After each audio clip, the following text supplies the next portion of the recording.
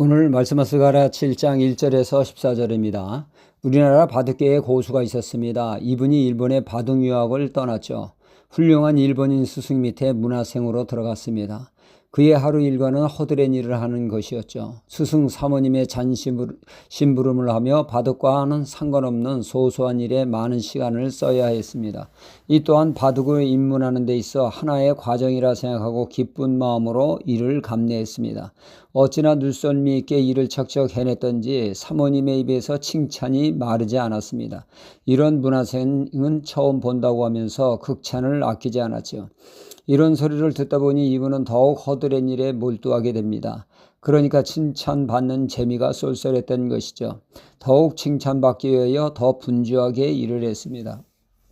그런 차에 웬 노인이 찾아왔습니다. 늘 술에 취해 있는 기괴한 노인이었죠. 그 노인이 바로 자신이 섬기고 있는 스승의 스승이라는 것입니다.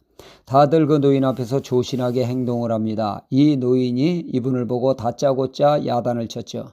이놈아 정신 차리거라. 내가 일본에 건너올 때 허드렛 일이나 하러 왔냐. 이놈아 정신 차리거라. 그 소리를 들을 때마다 속이 불편했습니다. 남들은 다 칭찬하는데 말이죠.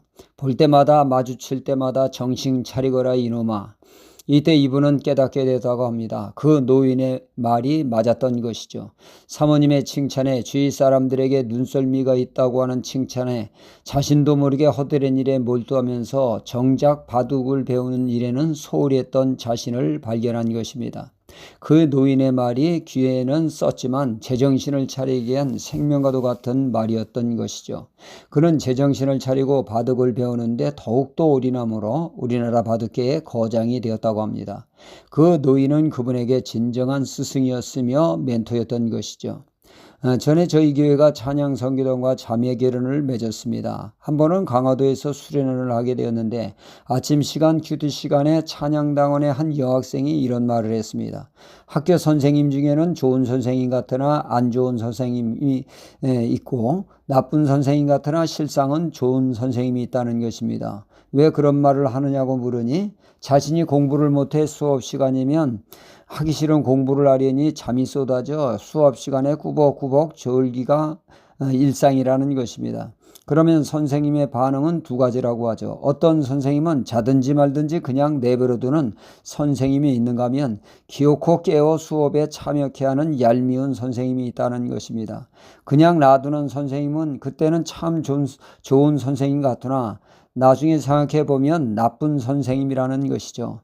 잠자지 못하게 하고 수업에 참여하게 해서 하나라도 알게 하는 선생님이 나쁜 선생님 같으나 알고 보면 학생을 진심으로 위하는 참 좋은 선생님이라는 것이죠. 정말 맞는 말이 아닐 수 없습니다. 우리에게는 나쁜 선생님 같으나 좋은 선생님이 필요하죠. 이는 학생뿐만 아니라 신앙에도 마찬가지입니다. 따끔하게 바른 소리 하는 분 솔직히 밥맛이 없지만 그런 사람이 있을 때 바른 길로 인도받게 되죠. 사람이 세월이 흐르면 흐를수록 내용은 없어지고 껍데기만 남는 경우가 많습니다. 그런데 우리는 겉모습만 보고 아무 이상 없다고 대수롭게 여기기가 십상이죠.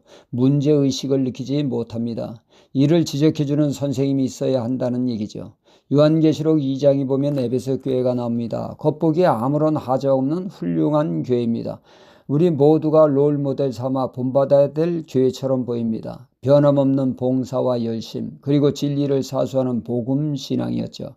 그러나 주님은 말씀하십니다. 겉보기에 멀쩡하나 너희 마음속에 꼭 있어야 될 처음 사랑을 잃어버렸다고 지적해 주십니다.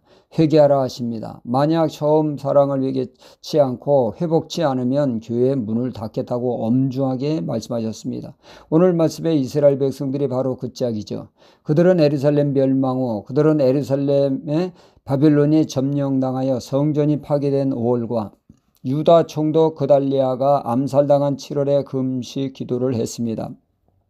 그러나 그들은 70년간 줄기차게 그달이면 어김없이 금식을 해왔으나 어느덧 금식에 거룩의 껍데기만 남고 마음은 아니올시다였죠.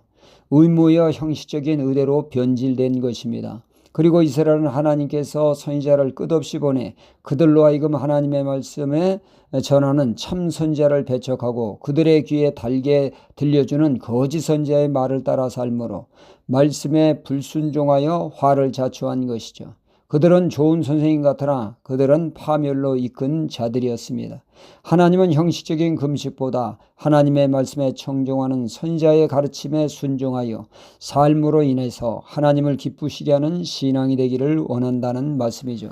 우리 신앙이 갈수록 형식화되는 것이 아니라 속이 더욱더 알차고 꽉 찬 신앙이 되도록 말씀에 순종하는 신앙이 되어야겠습니다. 할렐루야.